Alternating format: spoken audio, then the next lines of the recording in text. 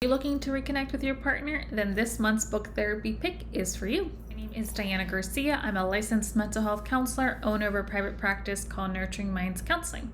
Let's jump into this month's book therapy pick. Just in case you're new around here, my book therapy series is one mental health book that I choose to highlight, recommend, briefly review, and then pick out 3 key highlights just in case you never decide to pick up the book. All right, so this month's pick is Hold Me Tight, 7 Conversations for a Lifetime of Love by Dr. Sue Johnson. Sue Johnson is the founder of Emotionally Focused Therapy, which is evidence-based therapy for couples therapy. This book is actually one of my go-to picks for couples, especially couples that are looking to reconnect, that are really trying to figure out why they keep getting stuck. A lot of the exercises in here are also exercises that I do with couples in sessions, as well as Hold Me Tight. There's workshops that you can see, and you can go onto the EFT kind of directory, and I'll put the link in the resources just in case you wanted to do a workshop instead of picking up the book, or do both.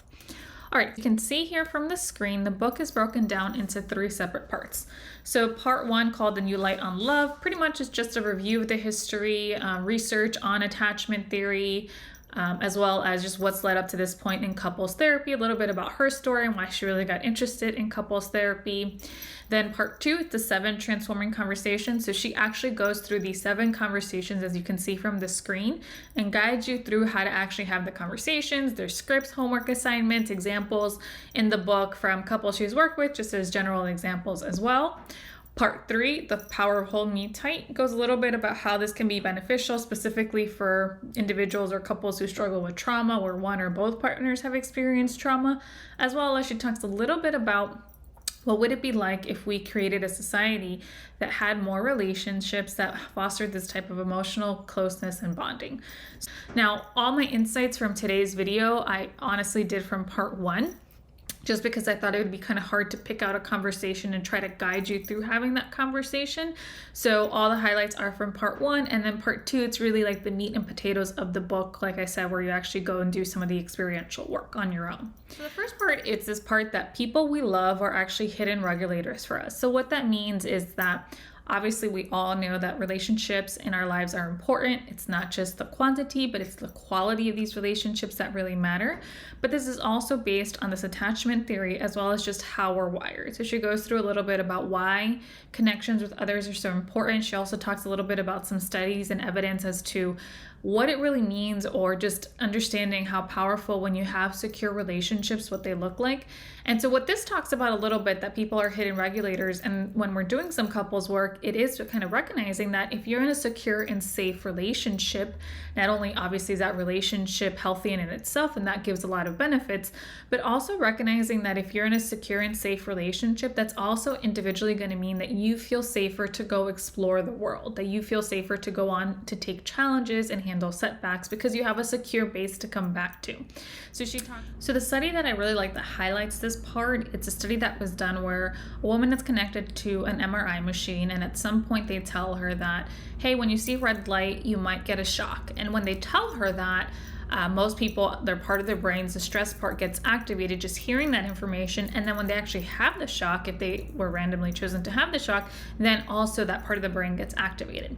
What they found is if that individual was holding hands with their partner, then the perceived stress level at that moment, when they thought they were, when they were just told they were going to get the shock, as well as if they actually got the shock, was a lot less than individuals who did not have a partner next to them holding their hand.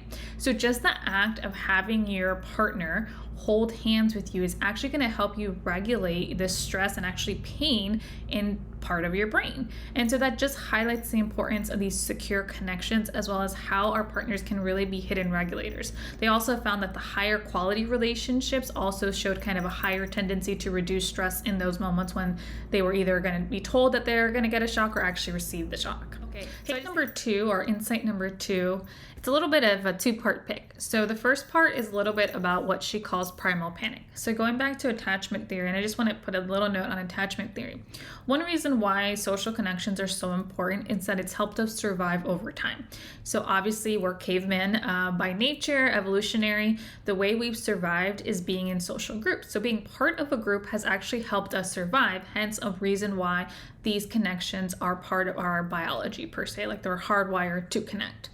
So the fear that we might lose a loved one or that we might be disconnected from them for whatever reason or get rejected by them, whatever the case, any type of way that we're going to lose that loved one actually triggers part of our brain, the amygdala, to kind of set out these alarms of fear that something's wrong, there's a threat or a trigger that is going to potentially sever this connection with this loved one.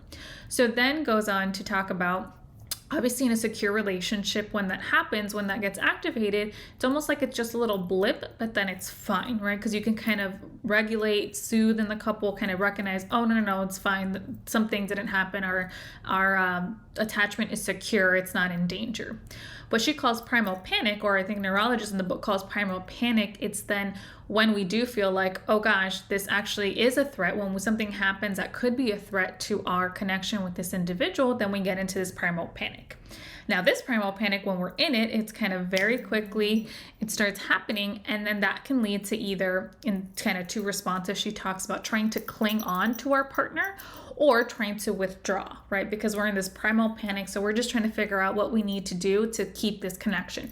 Typically, the cling on is to try to, oh my God, let's make sure we're safe. The withdraw, it's like, oh gosh, I don't want to cause any disturbance. Let's not rock the boat. That's how I think it's going to be safe. So this is what then she talks about over time in couples or relationships that don't feel as secure. The more that starts to happen, the more that starts to become a pattern, which then she talks about leads to what she calls the demon dialogues, right? And so the demon dialogues are just common patterns that couples get stuck in that ultimately don't help them connect. They just get them stuck because at some point they're only engaging with, let's say, surface level emotions, or they're really not tapping into what's going on underneath the surface. They're kind of sending misfire. So let's say I get really, that primal panic kicks in, and I'm telling my partner, no, I need you to stay here. You haven't reached out to me in the last 5 hours, right? But that signal of like, I'm scared something's wrong, maybe gets, perceived as anger or irritation. Maybe how I've said it hasn't helped. And so then my partner might withdraw, right? So then again, that leads to these demon dialogues, which is a lot of time when couples get really stuck. Because at some point then it's almost like this pattern of communicating or not communicating, I should say, starts to take over, and then you get stuck. The really helpful part is starting to recognize as a couple, it's what are these demon dialogues? And she goes through 3 common patterns that she describes in the book, as well as obviously there might be more nuances in your relationship or whatnot. So the third highlight that I had from the book, it's really recognizing that these 7 conversations are aimed at an emotional responsiveness. So that's the key that we're going for in having all these conversations. She talks about in the research, that's the key to lasting love for couples. And she has an acronym, ARU, to help you remember that. And also it's like, are you there? Are you with me? So the ARE, the A stands for accessibility. So that's really this part of, is your partner accessible to you? So can you get your partner's attention? Do you feel like you're able to emotionally connect with your partner? Do you feel like you can share your deepest fears, longings, emotions to your partner? So that's the A. Can I reach for you? The R, the responsiveness, is can I rely for you to respond? So really, when I reach for you, do I feel like you're going to be responsive to me? Do I feel like you understand my needs and can meet my needs when something's going on for me? When I need reassurance, you're able to give that to me. So that's the R, the responsiveness. And then the E, it's the engagement. So do I know that you will value me or stay close? Or are you like positively engaged with each other? So this is really the piece of like, again, that overall connection. Do you feel comfortable being close and trusting your partner?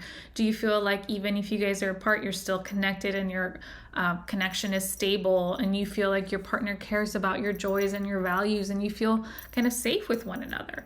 So she actually has a questionnaire in the book that has you go through and answer certain questions to see kind of where you feel based on these questions you are in your relationship with the ARE. Who can benefit from this book? Clearly, anyone that's in a relationship, which is most of us, but not only in a relationship that you are feeling like, okay, you're cruising, but maybe you want to take your relationship to the next level. Like you really want to connect with your partner. This book, again, has concrete exercises that you can use. or maybe you're having some difficulties in your relationship. So again, this also might be a great primer to start looking at things that you can do at home, conversations that you can start having with your partner. Now, I know maybe your partner might not always be open to having these conversations. I still recommend this even for some of my individual clients, just to look at, start to have this understanding, this lens, because that can also shift how then they engage with the partner, which can then shift the whole dynamic. So I really recommend this for anyone who's looking to deepen or reconnect their connection with their partner, rekindle their connection with their partner. So I hope this video was helpful. I encourage you to watch my last book therapy pick, Atlas of the Heart by Brene Brown, some 3 picks from that book. And of course, like I always say, I encourage you to continue nurturing your mind, body, and soul. Thanks, guys.